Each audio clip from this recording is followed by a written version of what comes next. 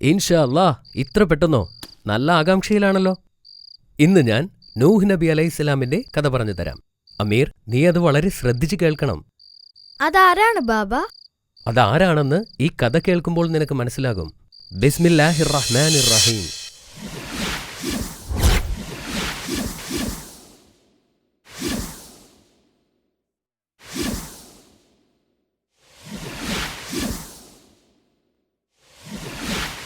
പ്രവാചകൻ ആദം നബി അലൈഹിസ്സലാമിനെ അയക്കപ്പെട്ട പല നൂറ്റാണ്ടുകൾക്ക് ശേഷം അല്ലാഹു നൂഹ് നബി അലൈഹിസ്സലാമിനെ അയച്ചു. ഭൂമിയിലെ ജനസംഖ്യ പല ഘട്ടങ്ങളിലായി വർദ്ധിച്ചു. ഈ കാലഘട്ടത്തിൽ ദുഷ്ടനായ പിശാച് മനുഷ്യന്റെ മേൽ വൃത്തികെട്ട തന്ത്രങ്ങൾ ഉപയോഗിച്ചു. ജനങ്ങൾ വിഗ്രഹങ്ങളെ ആരാധിക്കാൻ തുടങ്ങിയിരുന്നു. ഇക്കാലത്ത് ജനങ്ങളെ നയിക്കുന്നതിന് ദൈവം മറ്റൊരു പ്രവാചകനെ ഭൂമിയിലേക്ക് അയച്ചു. അത് പ്രവാചകനായ നൂഹ് നബി ആയിരുന്നു. എന്നാൽ പ്രവാചകൻ അത് അത്ര എളുപ്പമുള്ള ജോലിയായിരുന്നില്ല. ദൈവത്തെ ഭയപ്പെടുക, അല്ലാഹു പറഞ്ഞതെല്ലാം ചെയ്യുക എന്ന് പ്രവാചകൻ എല്ലാവരോടും വിളിച്ചു പറഞ്ഞു. പക്ഷേ ജനങ്ങൾ ശ്രദ്ധിച്ചില്ല. അവർ തലകുനിച്ച് വിഗ്രഹങ്ങളെ ആരാധിക്കുകയും ചെയ്തു. പ്രവാചകൻ വളരെ നല്ല ഒരു പ്രാസംഗികനായിരുന്നു. അദ്ദേഹം വളരെ ക്ഷമയുള്ളവനുമായിരുന്നു. ഈ ലോകം സൃഷ്ടിച്ചത് അല്ലാഹു തന്നെയാണെന്ന് നിങ്ങൾക്കറിയില്ലേ? പ്രവാചകൻ പറഞ്ഞു. സൂര്യനെയും ചന്ദ്രനെയും ആകാശത്തിലെ നക്ഷത്രങ്ങളെയും സൃഷ്ടിച്ചവനാണ് അല്ലാഹു. നദികളെയും മലകളെയും വൃക്ഷങ്ങളെയും നിങ്ങൾ കാണുന്ന സകല സൃഷ്ടികളെയും സൃഷ്ടിച്ചത് അവനാണ്. അവൻ നിങ്ങൾക്കായി എല്ലാം ചെയ്തു. എന്നിട്ടും അവനെ നിങ്ങൾ കാണുന്നില്ലല്ലോ. നിങ്ങൾ എന്തിനാണ് ഈ വിഗ്രഹങ്ങളെ ആരാധിക്കുന്നത്? എന്നാൽ ജനങ്ങൾ പ്രവാചകനോട് ചോദിച്ചു, ഞങ്ങളെ ഉപദേശിക്കാൻ നീ ആരാണ്? നീ ഒരു അപരിചിതനാണ്. ഞങ്ങൾ നിന്നെ വിശ്വസിക്കുകയില്ല. നീ ഞങ്ങളെ വിട്ടു പോവുക. എന്നാൽ ഭൂമിയിൽ അല്ലാഹുവിൽ വിശ്വസിക്കുന്നവരുമുണ്ടായിരുന്നു. അവരിൽ ഭൂരിഭാഗവും ബലഹീനരും ദരിദ്രരുമായിരുന്നു. അവർ പ്രവാചകന്റെ വചനങ്ങൾ ശ്രദ്ധിക്കുകയും വിഗ്രഹങ്ങളെ ആരാധിക്കുന്നതുകൊണ്ട് തങ്ങൾ പാപം ചെയ്യുന്നതായി തിരിച്ചറിയുകയും ചെയ്തു. ആ സമയത്ത് ഭൂമിയിൽ ജനങ്ങൾ രണ്ട് വ്യത്യസ്ത വിഭാഗങ്ങളായി തിരിഞ്ഞിരുന്നു. അല്ലാഹുവിൽ വിശ്വസിക്കുകയും സൽക്കർമ്മങ്ങൾ പ്രവർത്തിക്കുകയും ചെയ്തവരും വിഗ്രഹങ്ങളെ ആരാധിച്ചവരും. നൂഹ് നബി വളരെ കാലം ആളുകളോട് പ്രസംഗിച്ചു.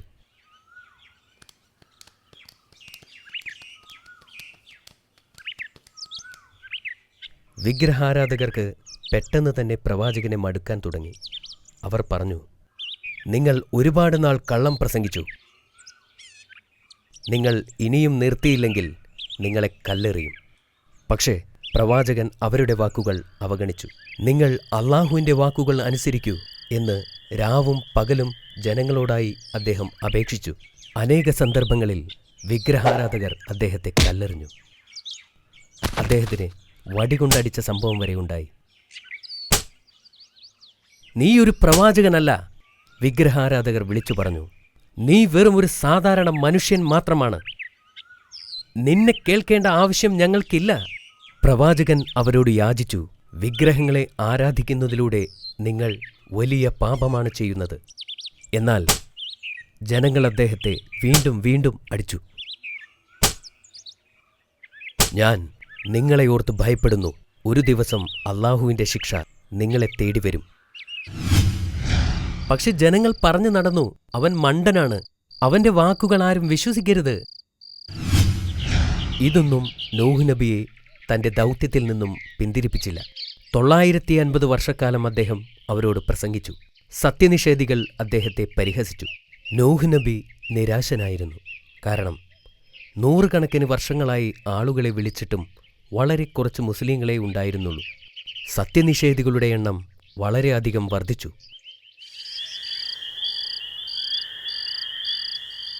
ഒരു രാത്രി പ്രവാചകൻ പ്രാർത്ഥിക്കുമ്പോൾ ദൈവം അദ്ദേഹത്തോട് സംസാരിച്ചു. വിഷമിക്കേണ്ട, ഞാൻ നിന്നോട് പറഞ്ഞതെല്ലാം നീ ചെയ്തുവല്ലോ. ഭൂമിയിൽ എല്ലാവരെയും ഞാൻ ശിക്ഷിക്കാൻ പോവുകയാണ്.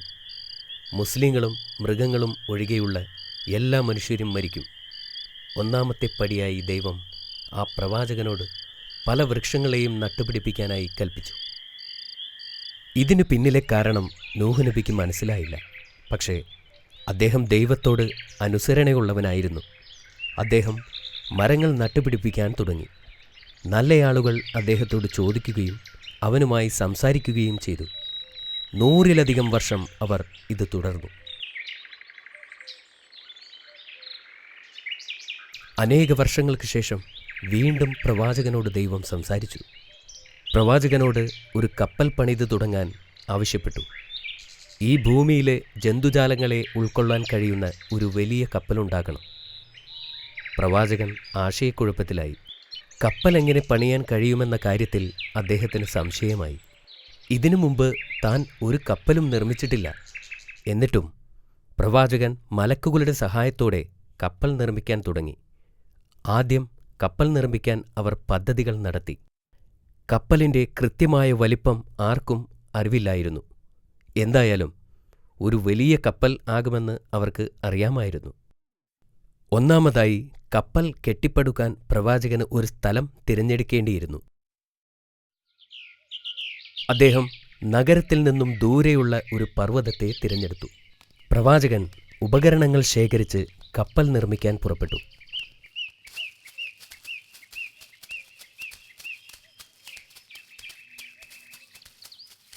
അവർ മരം മുറിച്ചെടുക്കാൻ തുടങ്ങി. അതെ, 100 വർഷങ്ങൾക്ക് മുമ്പ് താൻ നട്ടുപിടിപ്പിച്ച അതേ വൃക്ഷങ്ങളായിരുന്നു അത്. അവരുടെ പദ്ധതി പ്രകാരമുള്ള കപ്പലുണ്ടാക്കാൻ അവർ തുടങ്ങി. ആളുകൾ ദിനരാത്രങ്ങൾ കഷ്ടപ്പെട്ട് പണിയെടുത്തു. എന്നാൽ സത്യനിഷേധികൾ പ്രവാചകൻ മലമുകളിൽ കപ്പൽ പണിയുന്ന കാഴ്ച കണ്ടപ്പോൾ അവർ അദ്ദേഹത്തെ പരിഹസിക്കാൻ തുടങ്ങി. നിങ്ങളൊരു മണ്ടൻ തന്നെ.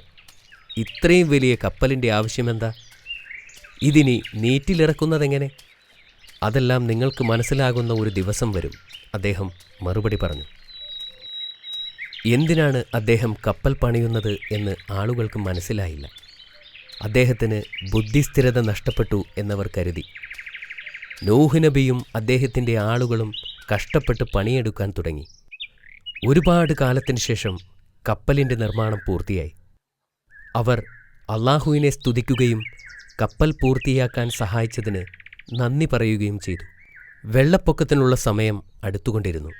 ഒരു രാത്രി അള്ളാഹു നൂഹ് നബിയോട് പറഞ്ഞു, നീ എന്ന് നിന്റെ അടുപ്പിൽ നിന്നും വെള്ളം വരുന്നത് കാണുന്നുവോ, അന്ന് ഞാൻ ഭൂമിയിലേക്ക് ജലപ്രളയം അയക്കും.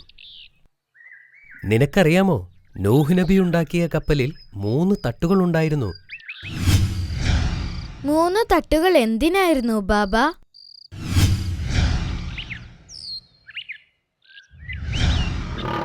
ആദ്യത്തേത് പക്ഷികൾക്കും, രണ്ടാമത്തേത് മനുഷ്യർക്കും, മൂന്നാമത്തേത് മൃഗങ്ങൾക്കും വേണ്ടിയായിരുന്നു. അത് നന്നായി. അതെ അമീർ. ജലപ്രളയത്തിൻ്റെ ദിവസമെടുത്തപ്പോൾ മൃഗങ്ങൾ ഓരോന്നോരോന്നായി വരാൻ തുടങ്ങി. അവർ ജോഡികളായാണ് വന്നത്, ഒരാണും ഒരു പെണ്ണും. അവിടെ ആനകളും ജിറാഫുകളും സിംഹങ്ങളും മുയലുകളും പറവകളും ഉണ്ടായിരുന്നു. ഭൂമിയിലെ വിവിധങ്ങളായ ജീവികൾ കൊണ്ട് ആ കപ്പൽ നിറഞ്ഞു. അങ്ങനെ ഒരു ദിവസം അള്ളാഹു പറഞ്ഞ പോലെ നൂഹ് നബിയുടെ വീട്ടിലെ അടുപ്പിൽ നിന്നും വെള്ളം വരാൻ തുടങ്ങി. ഈ ഒരു അടയാളത്തിന് വേണ്ടിയാണ് നൂഹ് നബി കാത്തിരുന്നത്. ജലപ്രളയത്തിൻ്റെ സമയമായി എന്ന് അദ്ദേഹം മനസ്സിലാക്കി. അദ്ദേഹം പുറപ്പെടുമ്പോൾ മഴ പെയ്യാൻ ആരംഭിക്കുന്നതും അദ്ദേഹം കണ്ടു. അദ്ദേഹം സമയം കളയാതെ ഓടിച്ചെന്ന് എല്ലാ മുസ്ലിങ്ങളെയും വിളിച്ചുകൂട്ടി അവരോട് കപ്പലിൽ കയറാൻ ആവശ്യപ്പെട്ടു.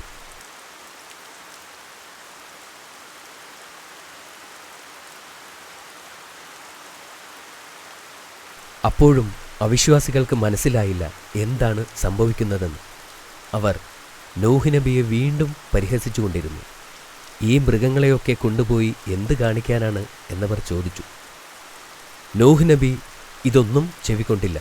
അദ്ദേഹം തൻ്റെ കുടുംബത്തോടും കുട്ടികളോടും കപ്പലിൽ കയറാൻ ആവശ്യപ്പെട്ടു.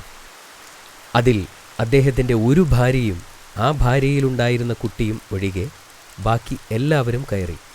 അവർ രണ്ടുപേരും അവിശ്വാസികളായിരുന്നു. എൻ്റെ കാര്യം ഞാൻ നോക്കിക്കൊള്ളാം, ആ മകൻ നൂഹ് നബിയോട് പറഞ്ഞു. എന്നെക്കുറിച്ചോർത്ത് ആരും വിഷമിക്കേണ്ടതില്ല. വെള്ളത്തിൻ്റെ നിരപ്പ് ഉയർന്നുകൊണ്ടിരുന്നു. അതുകൊണ്ട് നബി കപ്പലിന് നേരെ ഓടി. ഭയാനകമായ ഒരു വെള്ളപ്പൊക്കം രൂപം കൊണ്ടു. വെള്ളം പെട്ടെന്ന് തന്നെ ഉയരാൻ തുടങ്ങി. കടലിലെ വെള്ളം കരയിലേക്ക് അടിച്ചു കയറാൻ തുടങ്ങി. അപ്പോഴും മഴ പെയ്തുകൊണ്ടേയിരുന്നു. ഇപ്പോൾ ജനങ്ങൾക്ക് മനസ്സിലായി നൂഹ് നബി പറഞ്ഞത് സത്യമാണെന്ന്. അവർ പർവ്വതങ്ങൾ ലക്ഷ്യമാക്കി ഓടി. തൻ്റെ ഭാര്യയും പുത്രനും വെള്ളപ്പൊക്കത്തിൽ നിന്നും രക്ഷപ്പെടാനായി ഓടിവരുന്നത് പ്രവാചകൻ കണ്ടു. അദ്ദേഹം വിളിച്ചു പറഞ്ഞു, കപ്പലിലേക്ക് കയറി ജീവൻ രക്ഷിക്കൂ. പക്ഷേ അവർ അത് തിരസ്കരിച്ചു.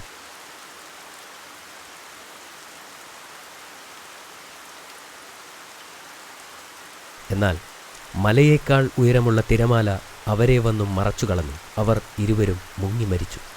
ആ കൂറ്റൻ തിരമാലകൾ എല്ലാ അവിശ്വാസികളെയും മുക്കിക്കൊന്നു. വെള്ളം ഉയർന്നു നീങ്ങുകയും ഉയർന്നു വരികയും ചെയ്തു. ഭൂമി പൂർണ്ണമായും വെള്ളത്താൽ നിറഞ്ഞു. അപ്പോൾ ബിസ്മില്ലാഹ് എന്ന് നൂഹ് നബി പറഞ്ഞു. അദ്ദേഹം അത് പറഞ്ഞപ്പോൾ കപ്പൽ അനങ്ങാൻ തുടങ്ങി. പെട്ടെന്ന് തന്നെ മഴ നിൽക്കുകയും ചെയ്തു. ഈ സമയം കൊണ്ട് ഭൂമി മുഴുവൻ വെള്ളം കൊണ്ട് നിറഞ്ഞു. തനിക്ക് ഒരുപാട് കാലത്തേക്ക് കപ്പലിൽ കഴിയേണ്ടി വരുമെന്ന് അദ്ദേഹത്തിന് മനസ്സിലായി. അപ്പോൾ മൃഗങ്ങൾ പരസ്പരം ആക്രമിച്ചില്ലേ? അവർ എങ്ങനെ ഒരുമിച്ച് ജീവിച്ചു? അള്ളാഹുവിന് എല്ലാത്തിനും കണക്കുകൂട്ടലുകളുണ്ട് അമീർ. എല്ലാവർക്കും അനിവാര്യമാകും വിധം അള്ളാഹു കപ്പലിനെ സജ്ജമാക്കിയിരുന്നു. കപ്പലിലേക്ക് സിംഹം കയറുമ്പോൾ അവരെല്ലാം പനി പിടിച്ച അവസ്ഥയിലായിരുന്നു. അതുകൊണ്ട് അവർക്ക് മറ്റുള്ളവയെ ആക്രമിക്കാൻ സാധിക്കില്ലായിരുന്നു. അതുപോലെ അക്രമകാരികളായ എല്ലാ മൃഗങ്ങളും അസുഖം ബാധിച്ചവരായാണ് കപ്പലിൽ കയറിയത്. എല്ലാവരും സമാധാനത്തോടെ അതിൽ കഴിഞ്ഞു. എന്നാൽ എലികൾ നൂഹ് നബിക്ക് ഒത്തിരി ശല്യമുണ്ടാക്കി. അവർ എല്ലായിടവും ഓടി നടക്കുന്നുണ്ടായിരുന്നു. അതുകൊണ്ട് അള്ളാഹു പൂച്ചകളെ സൃഷ്ടിച്ചു. അങ്ങനെ പൂച്ചകൾ എലികളുടെ പുറകെ പോയി. അങ്ങനെ ആ ശല്യം അവസാനിപ്പിച്ചു.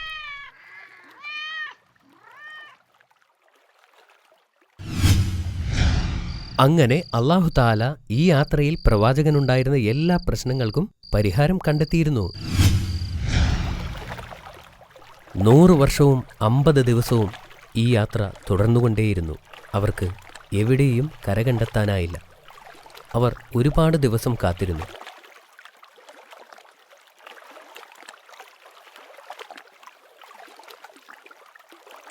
അങ്ങനെ കര കണ്ടെത്താനായി നൂഹ് നബി ഒരു കാക്കയെ പറഞ്ഞുവിട്ടു. പക്ഷേ കാക്ക തിരികെ വന്നില്ല. പിന്നീട് അദ്ദേഹം ഒരു പ്രാവിനെ പറഞ്ഞയച്ചു. അങ്ങനെ പറന്നുപോയ പ്രാവ് ദിവസങ്ങൾക്കു ശേഷം ഒലീവ് മരത്തിൻ്റെ ഇലകളുള്ള കമ്പുമായി തിരികെ എത്തി. കര കണ്ടെത്തിയ നൂഹ് നബിയും കുടുംബവും സന്തുഷ്ടരായി. കര വളരെ അടുത്തുണ്ടെന്ന് അവർ മനസ്സിലാക്കി. അങ്ങനെ കപ്പൽ വീണ്ടും പോയിക്കൊണ്ടിരുന്നു. അവസാനം ജൂതി പർവ്വതത്തിൻ്റെ മുകളിൽ കപ്പൽ തടഞ്ഞു നിന്നു. ബിസ്മില്ലാഹ് നൂഹ് നബി പറഞ്ഞു. കപ്പൽ അനങ്ങാതെയായി. 1 നൂറ്റാണ്ടോളം യാത്ര ചെയ്ത് അവർ കരയിലിറങ്ങി. നൂഹ് നബി എല്ലാ മൃഗങ്ങളെയും പക്ഷികളെയും പ്രാണികളെയും ആദ്യം തുറന്നുവിട്ടു. അവർ വീണ്ടും ഭൂമിയിൽ വളർന്നു. അദ്ദേഹവും അനുയായികളും കപ്പലിൽ നിന്നിറങ്ങി. ആദ്യം തന്നെ അദ്ദേഹം ശിരസ് മണ്ണിൽ താഴ്ത്തി അള്ളാഹുവിനെ സ്തുതിച്ചു.